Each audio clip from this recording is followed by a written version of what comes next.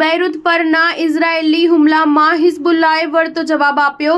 Israel પર 250 rocket છોડ્યા। કટ્ટરવાદી Islamic સંગઠન હિઝબુલ્લાએ ઇઝરાયેલ ઉપર બરોબરનું વેર વાળવું શરૂ કર્યું છે। રવિવારે તેણે ઇઝરાયેલ ઉપર 250 રોકેટ છોડ્યા હતા, તેથી અનેક ઘાયલ થયા છે। છેલ્લા કેટલાક મહિનાઓથી હિઝબુલ્લાએ કરેલો આ સૌથી વધુ ઘાતક હુમલો હતો। બીજી તરફ ઇઝરાયેલની મેગન ડેવિડ એડોબ બચાવ સંસ્થાએ જણાવ્યું હતું કે તે હુમલાથી માત્ર 7 વ્યક્તિઓ જ ઇજાગ્રસ્ત થઈ છે। જો કે આ વિધાનો તુર્ત ગળે ઉતરવે તેવો નથી તેમ કહેવા નિરીક્ષકો જણાવે છે કે 250 રોકેટ પડે અને માત્ર 7 જ ઘાયલ થાય તેવું બની જ કેમ શકે।